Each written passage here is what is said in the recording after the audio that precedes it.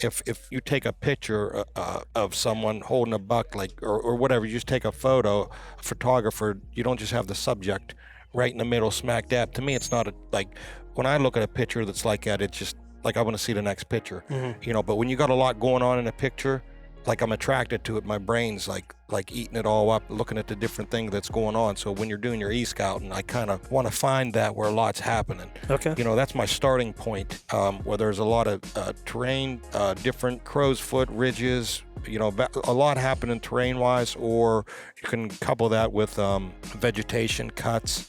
Open areas, just a lot happening that your eyes attract to, not like a stale piece of timber that goes on for miles. You want to find something, and then that's my starting point.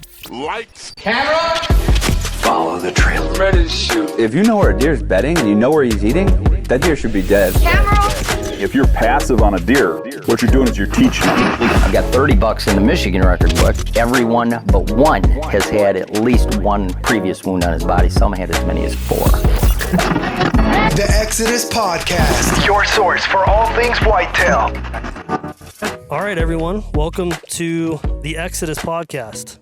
I'm at the Total Archery Challenge at Seven Springs, PA. Little unfamiliar host here. This is Cameron speaking.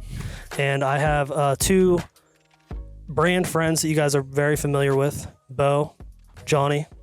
For anyone who doesn't know who you guys are, start with you, Beau. Yeah, so my name is Beau Martonik, the host of the East Meets West Hunt podcast and just everything East Meets West associated brand, I guess. And I'm from northern Pennsylvania. Spent my time hunting the big woods and the Appalachian Mountain regions all through the East Coast and even some into the Midwest. And just love hunting big woods whitetails, finding adventure in that. And then I also love traveling out of state, going to other places, hunting big game in the West and Alaska, all those places. I love hunting, I guess, is the short and sweet of it. And that's why we're here. Yeah, that's exactly right. Hell yeah, Johnny. So my name is Johnny Stewart. I'm sure you guys might have seen me on other podcasts here with Exodus, but grew up near Pittsburgh. I was always fascinated about whitetails, hunting in around Pittsburgh where I grew up, and traveled to different states, Midwest, and had a lot of luck with deer, shooting deer, and then got into shooting mature deer. And the last 15 years just got into hunting public land deer and in the big woods, whether it's Virginia, North Carolina, Ohio, PA, just more challenging animal for me to chase, Sure. Just looking for that challenge in the whitetail world. Yeah, and we did a Whitetail Cribs episode with you. Oh, yeah. So if you guys want to see Johnny's trophy room, Yeah, check that out. cool. Which is mighty fascinating, to say the least. That place is amazing. Yeah, it it's incredible. And that kind of taught me a lot about who you are as a whitetail hunter. This one's from Illinois. This one's from Iowa. This one's Kansas. So I'm eager to learn more about how both of you guys plan for out-of-state hunts. Right now is kind of a exciting time for draws. Kansas draw just came out. Iowa draw is going to come out pretty soon. A lot of people are going to be planning for where they're going to be hunting this fall. I'm going to North Dakota in September again. I drew a Kansas tag, so I'm going to go to Kansas in November. And you guys have some exciting things. Beau, why don't you fill us in on your fall? So yeah, my fall, I'll talk briefly about some of the things and then kind of go into the more detail on the whitetail side of it. Yeah. That's more relevant. But I'm going to Alaska to hunt moose in September, which is an absolute dream hunt of mine that I've wanted to do ever since I was a kid, like the top of my bucket list. Wow. Really lucky that I'm able to get to do that. It's just a DIY drop camp, getting dropped off at a lake for 12 days. And I'm so excited about that. And then after that, I'm going to go out to South Dakota hunting mule deer in early October. So probably going to miss the Pennsylvania bow opener, or at least the first week. I might be there for opening day, but for the second year in a row, which is hard to do that. Everyone laughs at that. I don't want to leave Pennsylvania, but I love hunting PA. It's my home ground, and I just know that like those areas well. I spend all year scouting them, but then after that, I'm gonna spend a lot of time in Pennsylvania and West Virginia are gonna be like my main whitetail states. Maybe a little Ohio late season with Johnny, but I've come to learn with myself that when it comes to whitetails and hunting some of these big woods, spreading myself thin, even if I do have the time, is not the best thing for me because I'm not traditionally successful if I can't like focus on what I'm doing. It doesn't matter if I'm doing a 3-day trip or if I have 2 weeks to hunt, but I need to focus on the planning aspect of it, the scouting, kind of getting ready for that and having my brain tuned the right way to focus on it. So that's going to be kind of the main hunts that are going on. Okay. Johnny, what about you? So I'm starting to learn more about how Beau does it, have focus in one area, one state, because I tend to have 5-6 states lined up that I want to hunt, and then after 25 years I have good spots in all these states, and I want to try new states, and there's a lot of great states with public land, good deer and public land. So it's great on one aspect that I have all these states and all these areas, but then I get kind of pulled in different directions, and I don't get that focus like Beau talks about, to where I like last year I hunted maybe 5 different states, and I shot a deer.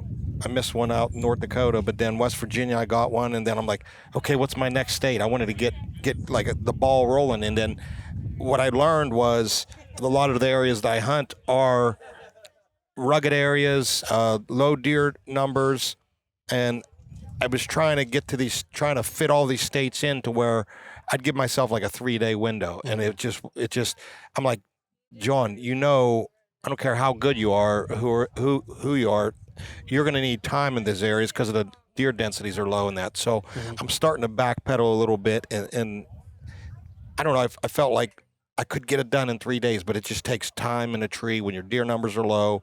So I'm going to start trying to focus on just maybe 2 states, too close to home, since I live near Pittsburgh, maybe Ohio, PA, or West Virginia, but then again, going back to the areas that I have like past experience or cameras running with good mast, or high likelihood of seeing a deer, So I think I'm going to just focus on. So yeah, I still have all these states in mind that I want to attack, but I'm going to focus on the ones close to home, and just maybe take 2 and do like Beau said, just focus on them, but try to get with a 4-day plan, like going in. Now early season is different. I guess it's all with time of year, but usually it's the rut that you're planning, and you're going to sit in a tree for 4 days.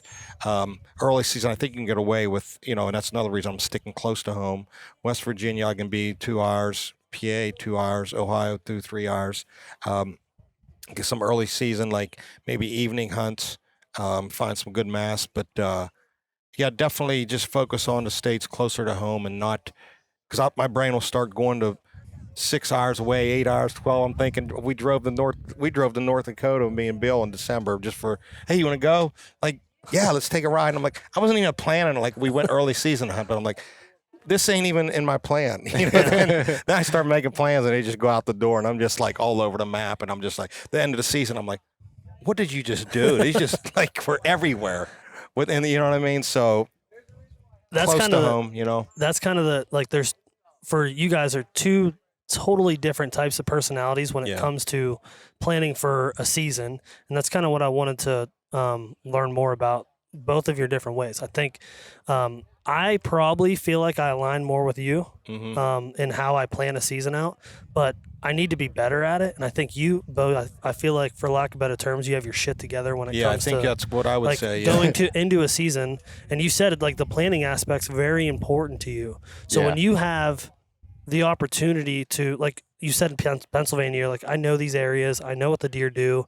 You've been running cameras in them for a long time.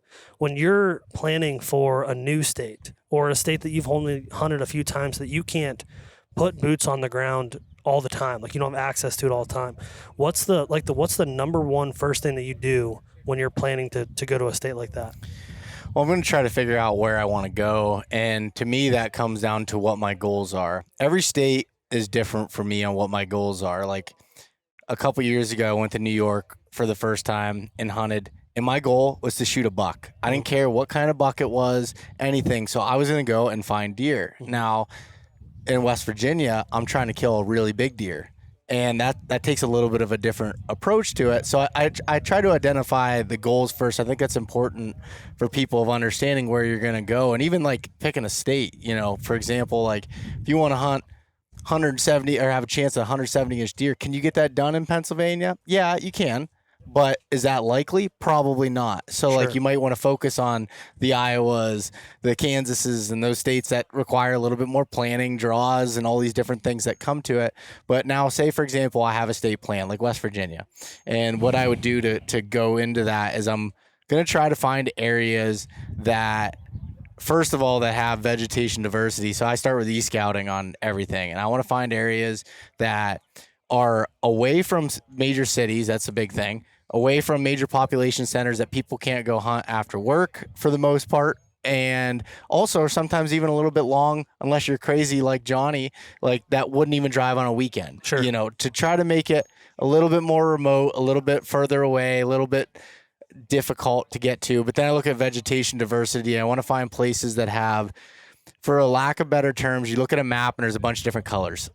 To simplify it, rather than saying I'm looking for oaks and I'm looking for this. I want to see different colors mixed in different areas and ridges, because to me that means there's going to be more food. Because say there's not a mass crop, you have a place that's all just big oak ridges, that's going to change everything.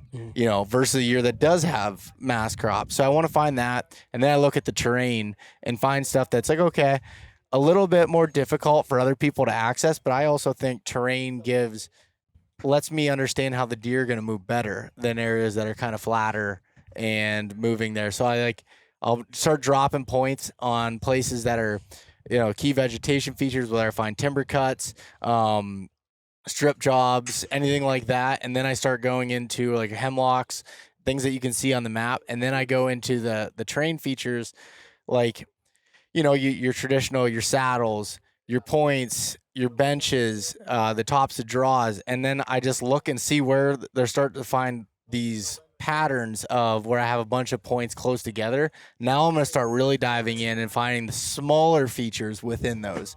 So you find your little micro points, because I found that it's no secret that bucks bet on points, in the mountains for the most part. Sure. But I think the deer are onto that too when people are in there. Same thing with saddles. So trying to find the micro ones. So you might be on the side of a mountain coming out and there's just a little tiny feature. And that's why I like using changing the topography down to 10-foot contour intervals. Okay. Because you can see micro terrain differences. So like I'll go in Spartan Forge, click on 10-foot versus 25-foot or 30-foot and be able to narrow that down and find those little areas and to be able to go in and move on. So I'll start finding those spots, and not to go so deep into my e-scouting regimen, but that gets me a place to go into. And if I had 5 days to hunt, I might spend 2 days just walking around, checking those areas. If I wasn't able to get boots on the ground first, hitting those spots, seeing where they're at, different elevation levels, and going into it. But before even going in there, my big thing is where I feel like that I'm really detailed in it. I'm not always the best with it. So when you said that you think I have my shit together, it's not always that way. But I put together a hunt plan. So I do that e-scouting plan for 3 to 5 different areas in a bigger area. Sure. And have it plans like I'll have areas that are like more like higher elevation, some tops of ridges, and then some bottom areas it gets hot and deer down lower, or the mass is different. I have these spots, and then within that I have the spots within the spots, and I have them all listed on I just use Google Docs. And I have that listed out, and then I have notes onto it why I thought this spot was good. What's the access look like? Where can I come in from? Marking all those parking spots.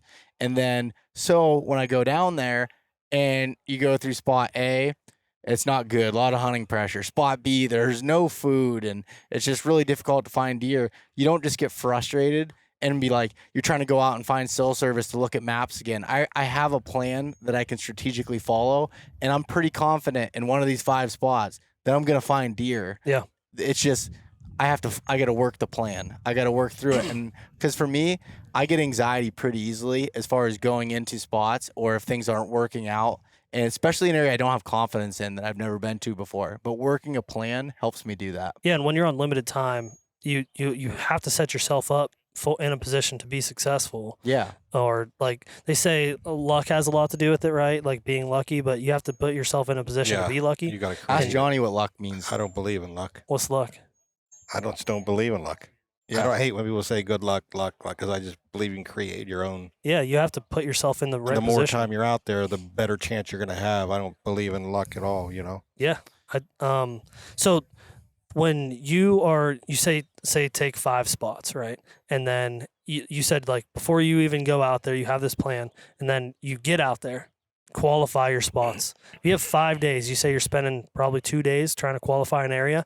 What if you go into the first area and you're like, this is it? Do you still go check the other ones? No, I'm gonna go in on what I'm seeing, but the one thing I've also learned is, like, different areas, hot sign means different things. Okay. So, like, for example, what I might find as hot sign in Pennsylvania looks vastly different in West Virginia, and I think a lot of that comes down to, in my opinion, the buck to doe ratios, the deer densities, all those things will change on how aggressive deer make sign. In PA, where it's like a high buck to doe ratio and low deer density, they leave a lot of sign behind. So what I might find is a good scrape in West Virginia, and Pennsylvania is just a regular testosterone driven scrape that's not really as important. So sometimes it takes me a little bit to identify what's good sign. So I might take a little bit more time the first time in to figure that out. But if I get a pretty good idea on it, I'm going to start hunting once I find the sign that I'm looking for and move in on it. And I'm not going to completely say, oh, no matter what, I'm going to do 2 days of scouting before I start hunting. Sure. Okay. What about your trail camera strategy in that scenario? Say you do have 5 to 7 days. You hunt that first day in the spot. You're like, okay, this is the spot. It doesn't go as planned. Yep. Now you're like, okay, now I'm down to 6 days or 4 days. Do you use trail cameras to kind of help you with the other spots while you're not in there? If I get to them, yes. So, like, if I'm on a short hunt and I'm not going down there, like, if I'm on a short hunt and I don't, it's not a whole lot of time. Sometimes I'm not utilizing trail cameras as much. Like, I'm not going to go out and spread them out to these other areas as much, but I will sometimes if I find what I call kind of like iffy sign, like this seems good, but I don't have confirmation, I'll drop a camera and then move along. Let that qualify it for you. Yeah. Or if I leave the spot that I hunted the first night or whatever, drop a camera there and leave. And then if it wasn't as good or it just didn't feel right, I'll move to the next spot. Now I have eyes on the ground doing work for me while I'm not there. Sure. So Johnny, I feel like that's a lot. He gave a lot of good information. Yeah. Like, that's like, my brain gets scrambled because you can go so many avenues. Like, he put it all out there. I'm like, wow, I'm still kind of trying to swallow that. I'm like, trying to take notes, but I feel like your approach to a hunt like that is probably a lot different. So now that I'm older and I guess maybe that's it, and you hear all this info that you can go kind of rabbit holes, and I just, in my brain, I'm thinking all kind of situations and terrain and vegetation and scrapes and all this, and I'm just getting confused. But I think older I am, and me and Beau even talked recently on a podcast, is like, and I asked myself, what am I looking for when I'm hunting these bigger, larger chunks of land for mature deer? And, like, how can I make it simple? What am I looking for at my age that I've, went down all these rabbit holes? It's just kind of like, I kind of been looking for what I call safe zones, where these mature deer feel safe. And there's a safe zone out there that they live in, and you need to be on the fringe of that. And I'd like to hunt in around hunting pressure myself. It's whether it's usually in around a rut. Like, I know where these bucks in my area aren't, and that's something I learned from his dad. You put all the cameras out looking for these deer, and you at least learn something from that. I know where they're not, but so yeah. And first off, I'll look, like he said, the variety of terrain or habitat. And, like, my analogy to that I've been, like, asking myself is, like, if you take a picture of someone holding a buck, like, or whatever, you just take a photo, a photographer, you don't just have the subject right in the middle smack dab. To me, it's not like, when I look at a picture that's like that, it's just like, I want to see the next picture. But when you got a lot going on in a picture, like, I'm attracted to it. My brain's like, like eating it all up, looking at the different thing that's going on. So when you're doing your e-scouting, I kind of want to find that where a lot's happening. Okay. That's my starting point, where there's a lot of terrain, different crow's foot ridges, a lot happening terrain-wise, or you can couple that with vegetation cuts, open areas, just a lot happening that your eyes attract to, not like a stale piece of timber that goes on for miles. You want to find something. And then that's my starting point. And now there's a lot of good hunters, e-scouters out there. The knowledge is there that everybody's starting there. Mm-hmm. So then now I want to look for these safe areas. I've seen bucks walk a mile to these areas where maybe you think the attractive area is for you, that are also attractive to the most of the deer population. But when a mature deer get in there and all the good hunters in there, the hunter's going to leave scent, and it's just like light bulbs go off. So I just start thinking, where is he safe? Because he wants to walk around during the day. You get into October when the deer are fattening up for the winter, for the rut. So they're feeding. I guarantee somewhere during the day, a buck's feeding through the second week of October. They call it a law, but maybe he just found a safe area that he can feed and water. Everything's right there. But you need to find these areas that these deer feel safe in, but start at that attractive area and work out. It might be an area where there isn't much sign, but is it a safe, like, it's a place that this mature deer knows that he's not bothered 90% of the time, and it's just spending time out there and walking, putting the boots on the ground, and just asking yourself, where would I go if I needed to get away from all the heat, and it's that works for me. You know what I mean? Because like there is so much knowledge about ways to hunt, places to hunt, terrain, habitat. And so like, when I get into these mature deer in the bigger woods, I start now just looking for where's a safe area. You know what I mean?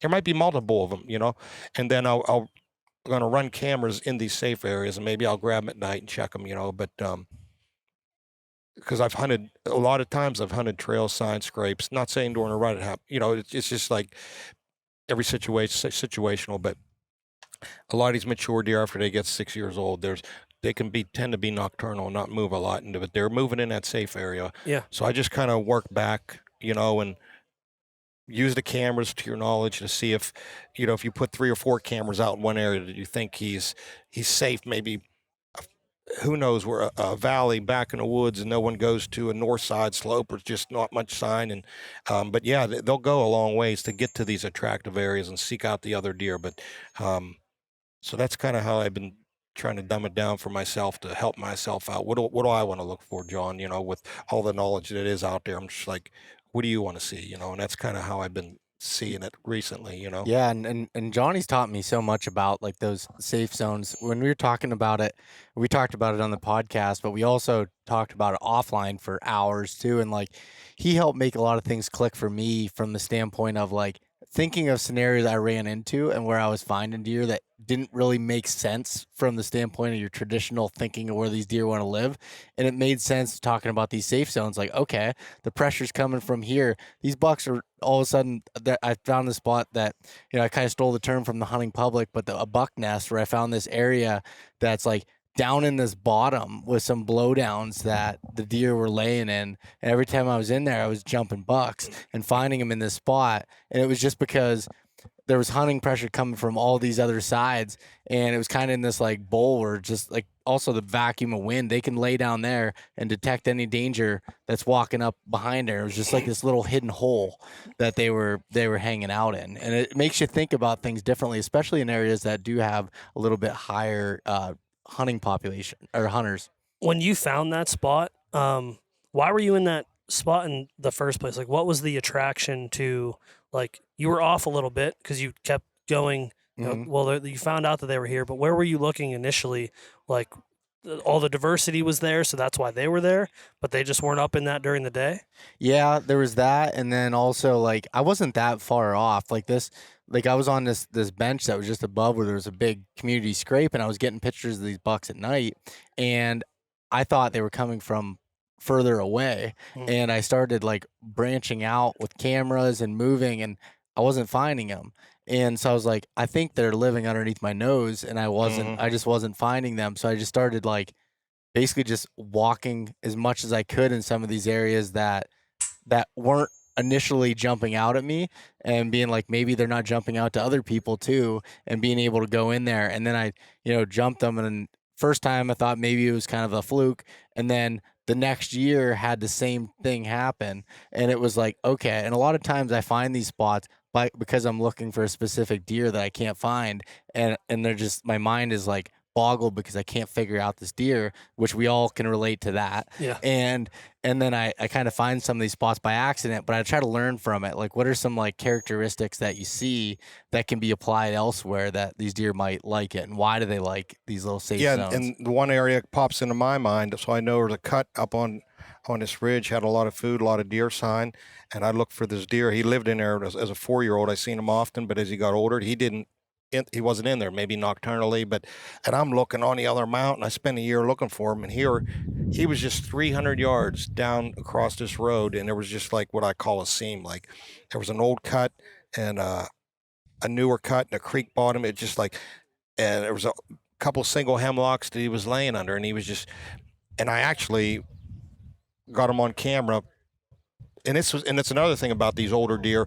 They'll be nocturnal until like that last 20 minutes. And that's when you want to be in tight to that safe zone. Because this buck, I caught him at daylight, 6:30. And like this is the first week in November, like going into this spot where these couple hemlocks were and coming out. I was like, he's right here.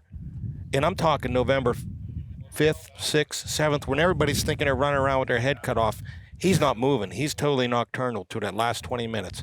And so I set him up. I set up there, and he come, and I never seen him. But and it's that safe zone that you got to be right on the fringes. And it's that first 150 yards that he's kind of like nonchalant, just walking. And then when he's laying there in his safe area, he's thinking about where he needs to be. And he might be able to hear 100 yards, 120. So you got to be at the 130, 140, right in that gray light. Like that's how these suckers live, And I'm like, and he had come down to me, and I didn't see him. And he went through the hemlocks right there. You grunt, whatever you do, he ain't coming because he's so focused. But it's these seams that you could find. It could be in tight to the rest of what's going on. The attractive photograph I said, all the terrain or the cover and bedding, he could be in that little seam just like and you could be hunting all around, and he's just right in this nook that's been safe for him. And then another place, I was looking for this big 8-point last year. We joke about this big 8-point. I've had him on camera. This big 8 lives across 3 different counties. He's been around. He's like a dinosaur now. He's so old. I've had him for 3 years, and he's been in the 150s as an 8. Same deal, and I'm kind of looking for him. And there's this east-west road, and the wind blows. It's a flat, and the wind blows kind of, the south-southwest wind blows to the north side, and it's kind of vast over there. And all the sign he just uses, he just across the road in that vast area, and he comes across with the wind in his favor, and it could be before dark or whatever. But it's just like an area that he's safe over there, and we're hunting these all attractive areas, and I think we talked how they live with association, to where if he goes into a place that's attractive to the other deer as to the hunters that are scouting, and he gets bumped. So this situation that he's been bumped in or smelled humans, he might go a mile away and see the same situation, and a light bulb comes on. He said, this is where I seen humans before. So now he's just satelliting everybody and knowing how to stay, like, they'll go in at night and put their sign in and just kind of satellite the does and know what's going on. They're there. They might, and as I said, it's like they could be half a mile to a mile away. You could be right in there. And it just takes time. When you do enough boots on the ground, scouting, hanging cameras, you find them little seams where they feel safe, or an area like that. And I think, but I'm guilty of it. Hunting, that's, most of the time hunting the sign, the does, and which I'm saying is good, but when you get to them older deer, it's like they're so intelligent, what I mean? Like, I want to find these safe areas, and I'm thinking about, like, this year my plan is, if I do get a little early season in, get in tight to them safe areas, maybe sit for a few hours and bebop around maybe midday into the evening, because I feel like there's going to be a chance of some water and definitely browse, whether it's browse or some mast.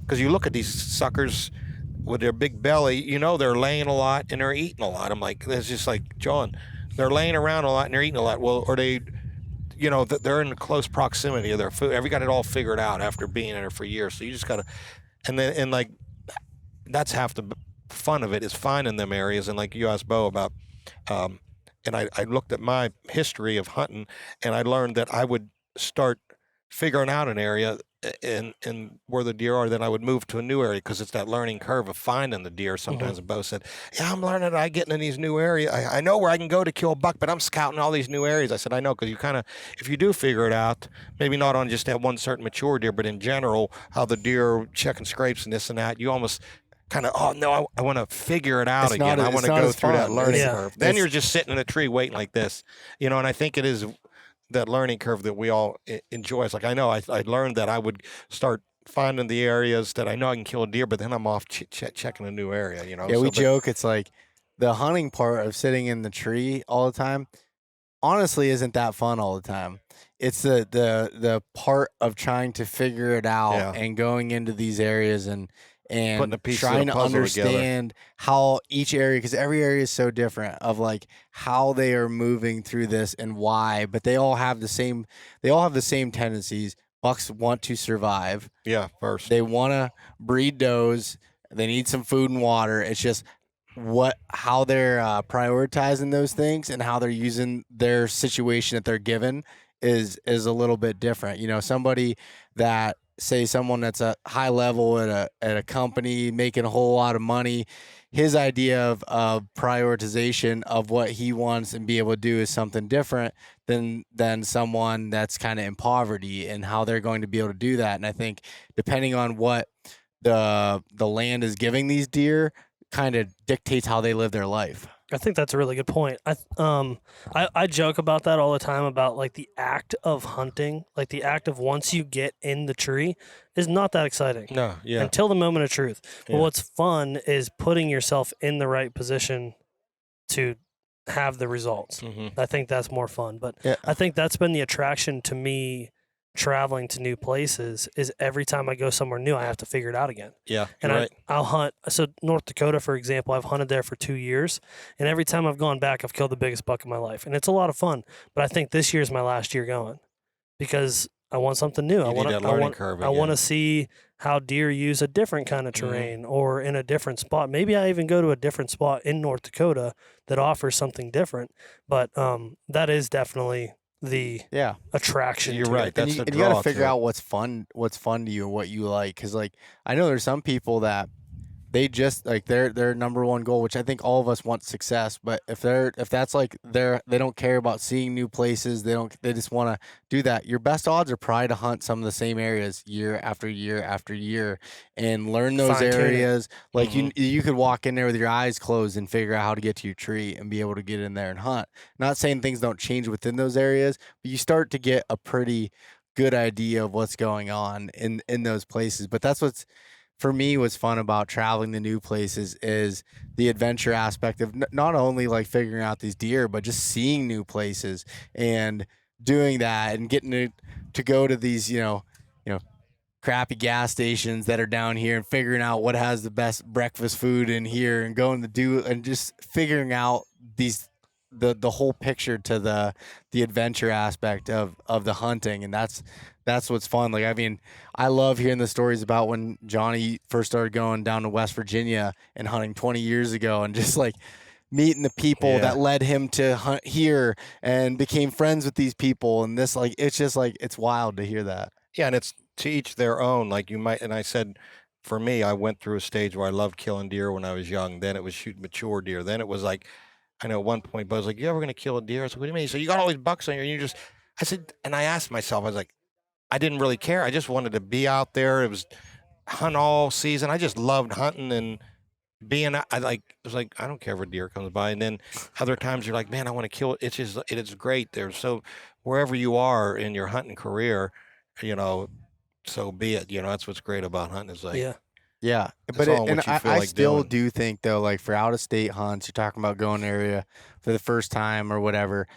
You really should try to plan on hunting that state at least like 3 years to get to know it and feel accomplished. Like I think you can get in there and run into something by having good scouting and things work out on the first year. But I wouldn't get discouraged if you can't, because I'm running that in West Virginia. Now I should have been tagged out the first year, and my decision making and some of like rushing a shot, things like that all played into it. But I'm kind of glad, not really. I'm not really glad it didn't work out. But at the same time, that pushed me to like I need to go back there and learn more. And I'm learning so much about that area going into year 3. I actually have confidence in some of these spots and these areas, which is slightly different than how I would hunt places in Pennsylvania. But that gets me excited to be able to do that and learn and put those pieces of the puzzle together. And I think there's just no shortcuts to it. There's nothing that I'm going to say or Johnny's going to say that's going to just make it work out for you all the time. It's getting that knowledge and those pieces, figuring out how it applies to your area, and then just putting in the time of learning it. And for me, I'm very particular in taking notes on the hunts when I'm in there, my trail cameras, the scouting. We talked about my trail camera stuff in the last podcast I did with you guys, but like of now, because my brain apparently is scatterbrained a little bit, where I can't remember all of those little details, and being able to refer back to it and see some trends that happen, that helps propel me into the future in some of the hunts. Have either of you guys, it's a learning curve, right? Traveling and hunting is a learning curve, regardless of where you're going and how many times you're going. Just the act of going to a new place, like e-scouting for me when I first started doing it is, for example, the first time I went to North Dakota, I found this spot on the map and I was like, diversity. It was the picture that had everything in it that drew your eyes to it. It was a drought year, so there was water there, and it had everything that I knew that it needed to have. And I got there and I spent some time in there and I was like, there's not deer here. Like for whatever reason, like whatever I saw on the map, there's no deer here. So for me, listening to a lot of guys talk about it was a little bit easier said than done to not fall in love with what I saw on the map. So I had to kind of change my e-scouting. Well, I had to change, just like in future events, I had to change my e-scouting to not go so micro detail into an area to where I fell in love with an area. Yeah. And no matter what, I didn't change. So like how you said, you have 1, 2, 3, 4, 5 spots, and then you have the spots within the spots. I can't, at least right now, I can't get myself to do the spots within the spots, because I'll find that spot and I won't leave it. And I did it in Iowa again this year, where I was like, I even went and scouted it. I was like, the sign is here. And I just stayed there too long without moving. You guys, was that a learning curve for you guys at first? I kind of did the same thing. Then as time goes on, I checked a lot of areas, and I'm like, I want, because you could go to that spot like you're saying, and it could be dead, or there's another hunter there. Or for instance, this year I had a spot in Ohio. I wanted to get in there. It was a buck hitting a scrape, and right after a rain, I got in there before light, near the scrape. Got up in a tree real early, and ground was wet, and I grunted because I heard deer below me, and here that buck come up. I was there an hour before light, and I just stood, like half hour went by after I grunted. Here he was standing close to me, but I stood up and I had my tether, and I just moved it, and just a noise of the clock, because he heard the grunt. He was standing there 40 yards away, and he was so pissed. He run down the hill snorting. So it's like, I just like, and there was only one little area that I knew was like a bowl in between two thickets, and I got in that bowl before light, and I was like, I did everything just right. Then I was like, I said, it ain't even light, and I screwed my hunt, because there was only one deer I had on camera there. So it's like plan B. Or prior to that, I always put cameras, like to get cameras out. Say I'm going to go to a new state or for the fall, or when I always like to get out there in the summer and get cameras soaking. And, if I get down there, plan on when I think I'm going to hunt, and then get to check them have them soaking for weeks or a month or whatever it may be before you plan a hunt. But I always have more than one location. I don't fall in love with one spot because I learned there are so many variables, whether it's the mast or the pressure or something or you just screw it up. Because a lot of times it's walking a tightrope where you need to get in and out, and then say the wind picks up and goes the wrong way. I think he's bedded over. Now what do? Yeah. I said, he might be smelling me. I just ruined I put all my eggs in one basket. Now it's like, now what? So, and then usually when I get to new areas, I'll have usually two, say you got 4 areas, I'll have like 2 cameras in each area. And then there's times like this past year, I spooked a deer, and then all my other spots that are like from the previous year, this is going to be good. I get there, no mass, no scrape, no nothing. And just like, I found myself this year, all my plan Bs were gone, my 4 spots were gone, and I just had to start looking, and I just endlessly kept scouting. I even do things like just hike through the woods as fast as I can till I bump deer, and it's like, hey, they're here. Like, there's like last ditch effort to try to find them. But yeah, you definitely got to have more than one area lined up, you know what I mean? Just because there's so many, year to year is different, whether it's the structure of the deer and or the habitat or the hunting pressure. There's a lot of variables you can't control. And looking at the map, or just like low deer, there's just so many things that could mess it up. So I always have to try to like 2 cameras in this spot, 2 there, or either like little clusters of spot, like he said, maybe within a spot a couple.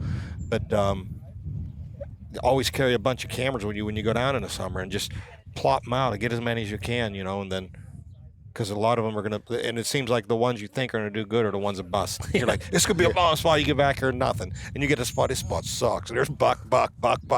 So it shows you what we really know. We don't know shit. It's like, Johnny says a good spot. We go down there, ain't no damn deer. But then on the other ridge, this spot sucks and there's bucks everywhere. So you can never be too, it's like everybody's still learning. And the cameras are a great tool. And when going to a new state, have them out, but always look for that attractive area, and then you might want to just go be like your nucleus and just kind of go out, plop cameras around that area. And then, like I said, it's always hunting pressure too is one of the main things that I deal with, where maybe you want to hunt early season because the pressure's not as great. You get in a rut, maybe there's a lot of guys in that. So yeah, just got to be able to, and it is weird, you can get drawn into that one area and just you got to be honest with yourself, because there's times I get in a tree and it's just like, oh, I spooked a deer. I start getting, I think it's human nature to be pessimistic, to where you're like, I spooked one. I sat here 2 days, and I'm like, okay, well, why are you here? Try to, and then play that, see which one has the heavier weight. Yes. Yeah. Okay, Yeah. so I got this 100%. buck here. He's been coming in, when this cold front comes in, or this and that. And sorry, you spooked a doe, and that. There's other hunters. He knows he's here. He lives here. I'm just going to stay here. You know what I mean? But then again, there's times that I think I should move 100 yards. And like this year, I think I should have moved a little bit. And I said, a buck's going to come. I was on a hillside. There was a little dip. And I said, if a buck crosses this ridge and he wants to cross this valley, he's going to come down that little dip. And I got in a tree right at daylight. But like I said, it's one day it's like this, and the other day it's like this. It's weird. So I look out on that hillside. I said, that's where a buck's going to come down. And I actually had a pin in that creek. I dropped the pin, and I'm like, what's that pin for? So I got it in my tree before dark, just on a mountainside. And then about 9 o'clock, here comes this monster buck. He come right in that dip. And right where that pin was, he stood there about 70 yards, and I grunted. He looked at me like, it was a creek crossing that I marked the year when I was shed hunting or something. But it's like, that was the one I said I should move across. But it was like, sometimes you do too much moving. But it's a fun balance in your head to work with when you're out there. You know what I mean? And don't ever let your decisions totally bring you down, because you'll get burnt. How people say, oh, I don't care. You spooked a deer, you missed one, go find another one. Yeah, they're there. Like don't let that, and it could overcome you. It's mentally and physically a great challenge hunting these whitetail, but just keep optimistic. So what? You missed one. All right, go shoot another one. There's many people that had success, miss a deer, and then you come through, or another buck, and then you go to another state, shoot. It could happen like that. That's another thing. And but it can get in your head. Like this year, I shot one in late September, and I was like, oh, it's gonna be a good year. It's gonna be a good year. Then months go by, and it's like you're wasting hours. But then it gets in your head. I spent how many hundreds of hours or whatever, and then you get in your head, it's not gonna happen here in the next 20 minutes. It ain't happening in 100 hours. But that's the fun of it. You know what I mean? You got to be tough and be able to control that demon that tells you just just be totally optimistic with it and like think positive, or you could talk yourself right out of a good situation. But put it on a scale and see which one weighs heavier. Make your choice and live with your choice and go. And then if you hunt hard, and do all you can, and the season goes by, you miss 4 bucks or you don't see one or whatever it might be. Hey, I got to hunt another year, another rut in my life, and it was great. And now I keep a journal and I write it down. I'm like, I'm not mad because I gave it my all. It wasn't like, Hey, can I borrow that journal? I would love to see burned that. it, Beau. No, I just started this year, so there ain't much in her. A lot of no deer. Well, so don't you want to read? You don't want to read well, it. I mean, I think Johnny and I have a similar thought on that. But the one thing that I do is like with helping make decisions, because I think no matter how much experience you have, you still struggle with the decision of when do I move, when do I stay. And for me, in a new area, I'm more apt to move because I don't know. I don't have the confidence because I don't know. Where if I've hunted a place year after year and I have camera intel and personal intel of deer doing a certain thing at a certain time or whatever, I'm more apt to wait it out a little bit longer. But where I almost burned myself this year was I put too much weight on that historical knowledge, but the conditions were different. And I was hunting a basic ghost town, essentially, there was no sign there, but I knew eventually at this time it would turn on, but it ended up being a whole week later than it was before. And I wasted like 3.5 days without seeing a deer. And finally he's talking about the scale. I just call it the pros and cons, where I'm like, okay, what's going good for me in this spot? And I went through, okay, the pros were historical knowledge. That's all I had at that point. And then the cons were, I haven't had a doe on camera in 3 weeks. Yeah. It's the rut, it's 75 degrees out. And I had all these things. I'm like, okay, it's time to move. Like, I need to get up, move. I moved, and 2 hours into the sit, I killed my buck in Pennsylvania. And it was like, sometimes you have to take the emotion out of it and see what the facts are of what you're actually seeing. And that's so much easier said than done. Oh, yeah. I struggle with it. And a lot of times, we talk about it all the time. It helps having good people that you can call that aren't emotionally attached to your situation, that can help give you honest feedback, even if and try to listen to those people, because there's times when I'll call people and I don't really care what they're going to tell me because I'm already have my emotions set on something, and it takes a lot to be like, my mind's made up that I don't want to do this certain thing that I may be supposed to do, and I've really worked on that, where I'll call people like Johnny or my dad or my cousin Mason and be like, here's what's going on, what do you think? And they're not emotionally attached to it. They'll be like, oh, Beau, you need to freaking move. Like, what are you doing sitting there when there's nothing going on? And that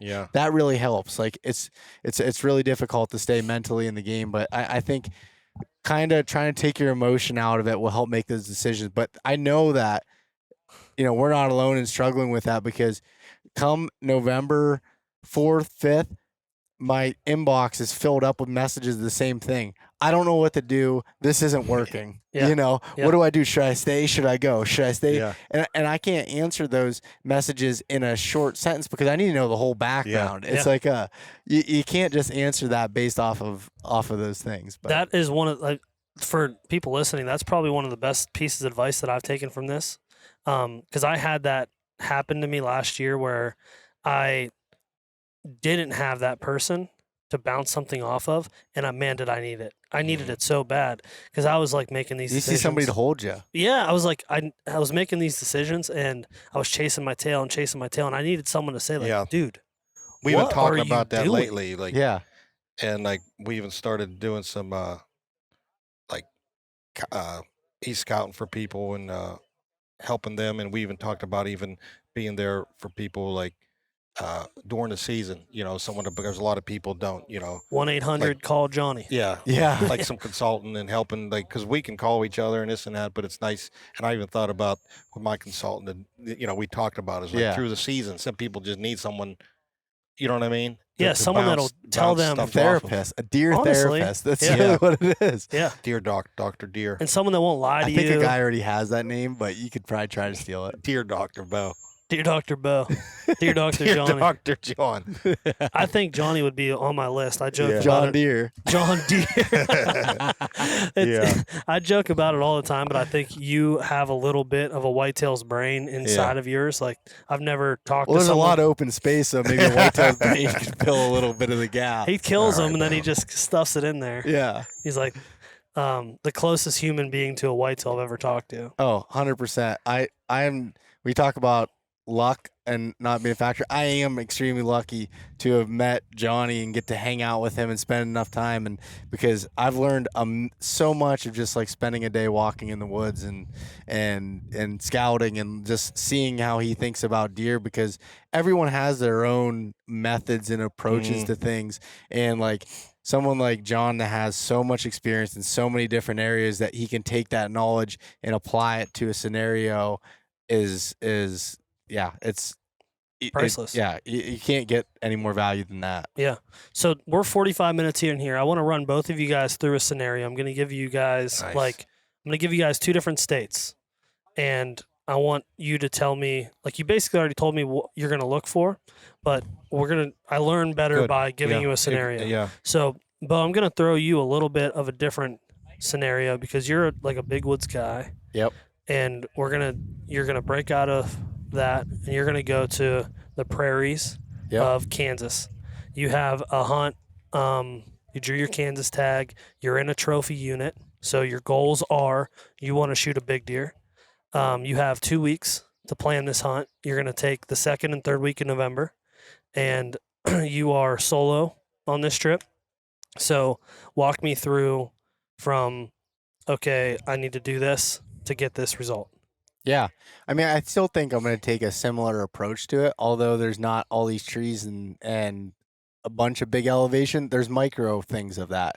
So I still want to find things that have edges and, your traditional stuff to be able to see. But instead of walking all of these areas, I'm gonna find high ground and glass it like I Okay. do out west when I'm elk hunting or mule deer hunting, and I'm gonna try to get eyes on these areas from a distance and be able to see what's going on to be able to make my move. And that might take me checking out a bunch of different of these spots, and I'm gonna mark these places where I can get in there and glass and do it. Now, mind you, I don't have experience doing this in Kansas for whitetails, but this is just how I would look at this, and Yeah. I would do less of the actual walking and more of sitting behind the glass and seeing, because it's basically taking the landscape that I would hunt in big woods and just removing most of the trees, and you can see a little bit better. So, and that's something I learned from Western hunting that can be applied to it and to be able to see. So I'm going to try to find those places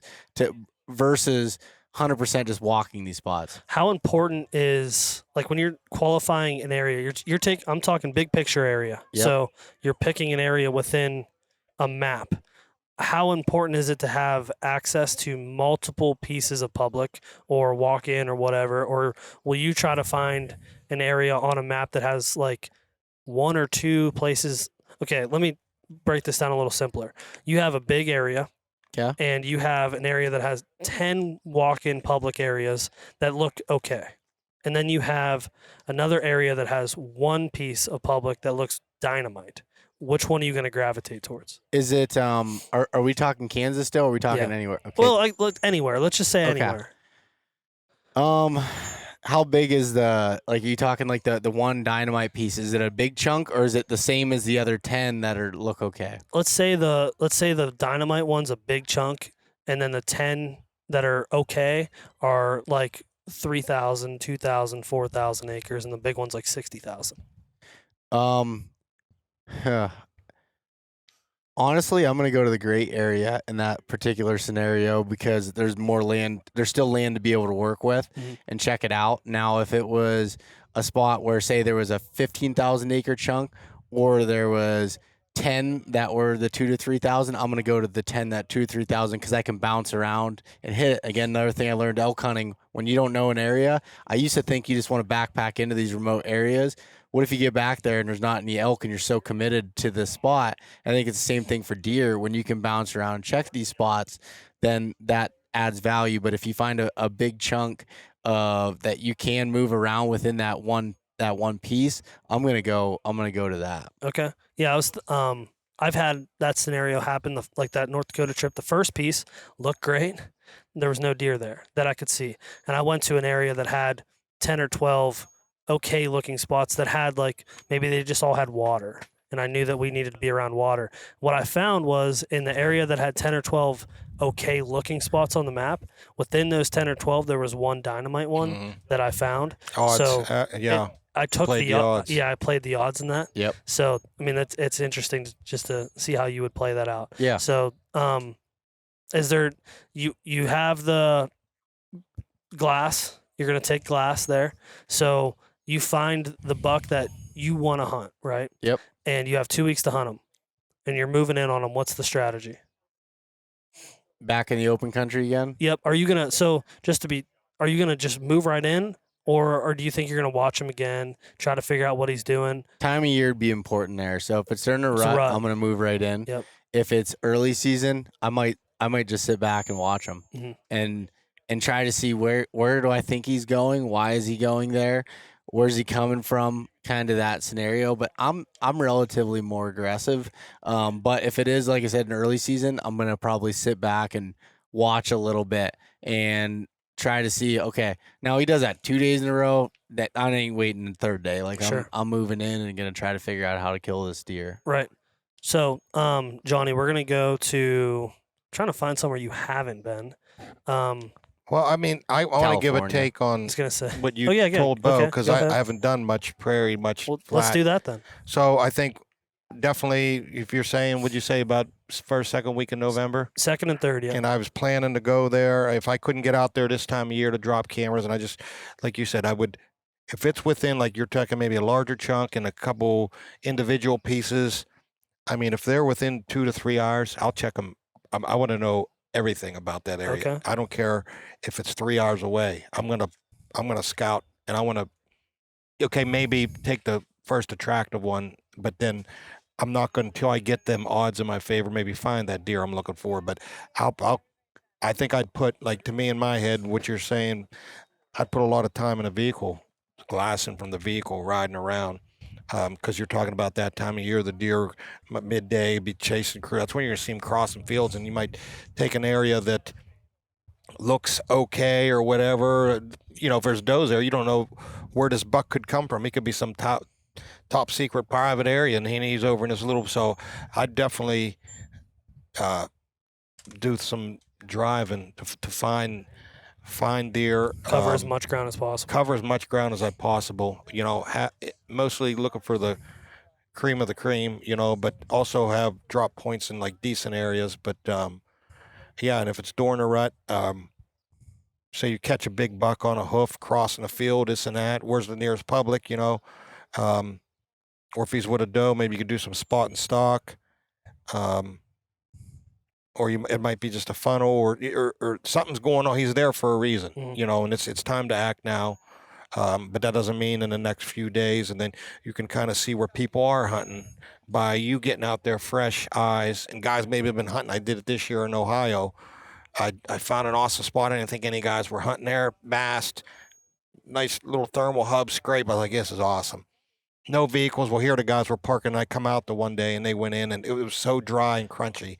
Yeah, we've been hunting here for 2 weeks. We come bunch of guys come every, maybe like the last week of October, the first 2 weeks of November. And I'm like, oh man, because they were coming in on a ridge and the leaves were this thick, and they were coming in right and they're just sound echoed over miles.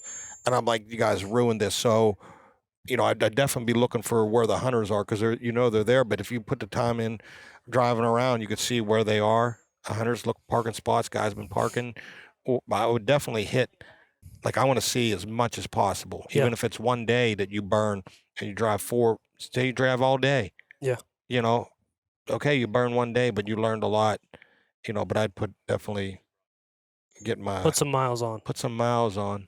So, I'll ask both of you guys this, and maybe it's different for both of you, and it's goal dependent. But let's say the goal is just a Pope and Young caliber whitetail, and it doesn't matter if he's Pope and Young minimum or he's 200 inches, right? Is seeing one deer in that area enough to make you stay there, or are you going to keep moving to find multiple? You mean a deer of that size? Yeah. Just stay on that one, you mean, and hunt that area? That's probably enough. If you did your e-scouting and you find them attractive areas, so maybe it's just a shallow, like, and I'm always hunting more rugged, rugged areas or hard to access, like Beau said, for humans, to where I'm already figuring, and I've been around enough, there's a good chance of a 3-year-old 20 class. And then if you got them odds up, if things are in your favor, just stick with it. And if you are during a rut, you don't know what might come through, but at least it holds that deer, and that's the deer you're after. Yep. And that's one thing that we didn't talk about is make sure where you're going to hunt, make sure it has an animal that you want to kill. Say, I want to kill a 130-inch deer, and you're going to scout and all this e-scout, and maybe there's guys, maybe it's a small piece of public, the guys hunting, they're wiped out, and they're not even there. Make sure that animal exists that you want to, and then I think, if he's there, chances are there could be bigger, and so stick with it. Beau? For the most part, now this is situational, but I say for the most part, I'm not going to leave deer to find deer. Okay. If there's something if that's a goal of mine, that I want to shoot 125-inch deer and there's a 125-inch deer there, then I'm going to try to hunt them. And I might get in there and figure out that I'm not able to hunt them the way I want. Maybe it's like going into private, like Johnny's saying, he's living in private and just coming through this piece of public, or the spots to be able to hunt are just not good from a wind perspective or anything. Then at maybe that point I might shift gears, but for the most part, that's enough for me to start moving. Okay. Yeah. I kind of expected that answer to be different, so I'm glad I asked. I think I would try to find more, probably, and maybe that's probably a mistake because I might keep going and never find more than one. If you feel like you always got to have some, you got to give him a lot of odds, but if you got some odds in your favor to where it's just, you ask yourself in questions, hey, I didn't spook him, the mast is here or does are here, let's just stick with it. So it's situational. If you're just like, maybe it was a random and there's no sign, like, yeah, maybe I'll keep going. I didn't see enough. I need to, but for the, if you feel like things could play out for you and you got a little bit in your favor, then go with it. I think that's the biggest thing anytime hunting, and I always talk about don't hope. I'm going to sit here and hope that buck comes back. Don't ever hope for anything, even in life. You know what I mean? Yeah, so I got some odds. I got a chance, here of getting this deer or I got a chance of, you work for a company, I got a chance of moving up, and you know what I mean? Like I got a chance, so let's go for it. Not just like, man, I hope, and then you never know. I'm sure it also depends a lot on how target rich your environment is. If you're in a low deer density area and you find one, stay with him. As I was thinking that, I can think of a situation where I've done the opposite of what I said. So like in West Virginia, I hunt some strip jobs and old coal reclaimed mines. So like I can glass some areas, and sometimes I'll find a deer and then I'll move to the next one. If it's like, especially if it's borderline. Now, if it's a big deer, that I'm not leaving that spot, but or he might go back into the timber and realize he's going to go back in bed for the day. Maybe I can go check a couple others in the meantime when it's not the time that I'm going to plan on hunting him and find out more. But that's kind of the only caveat I can think of there. And then it comes with another thing, like I said, depends on where you are in your hunting career. Yeah, I'm after 125-inch deer, Pope and Young, but I want to see more. I don't want to end my hunt right here. I've done that before. I just want to, like I've worked at my job through October in years, and I didn't get to hunt till the last day, October, November, and the first day in the woods. I'm like, no, I don't want it to happen as fast. I want to enjoy the frost, the getting out there before light, and then after some time, like, all right, I just want to kill. But you want to enjoy the whole process. Yeah. So it might be a situation like that where you want more of your hunt to unfold, to see some scrapes and this and that, to have yourself a whole story. Then I shot there, got out there and he come and I shot him. Like, my season's over. That's it. Yeah. I think sometimes we wish it would happen like that. And other right. times we're like, you're like, I just wish a deer would come by. I'd kill that son. I don't care what, you're going to die. Well, good deal, guys. I won't take up any more of your time. If both of you guys have a lot of exciting things going on. Mm-hmm. So why don't you plug what you guys each individually have going on, starting with Beau? Yeah. So if anybody wants to check out my podcast, East Meets West Hunt, anywhere you listen to podcasts, video podcast been going for a while. Quality's getting a little better on YouTube, so you can find that under Beau Martonik. I also have a bunch of scouting videos there. Some where me and Johnny break down pieces of in summer scouting where we'd never been in the areas before and just walked through it and kind of broke down what we were looking for there. And yeah, I'd say for the most part, just search East Meets West or Beau Martonik, and you can find some more of my stuff that I have going on. Johnny? Yeah, and I'm just mainly active on Instagram, but I've done enough podcasts.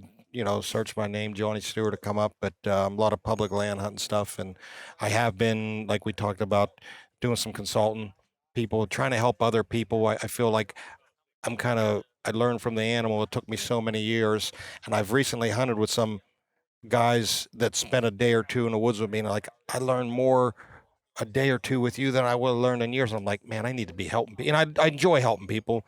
After you spend so much time and learn so much, and you want to share that with others. And so, yeah, if you're interested in some having me consult for you, whether it's public land or you know, private land you got or whatever, just shoot me a message on Instagram, or my email is stewart14967@gmail. If you want, you know, and usually I give like a 10-minute consultation and go from there and see if it works out, if it's something we want to do, you know. So I have to change that email address. John Deere. Yeah, So, it needs to be John Deere. Yeah. 100%.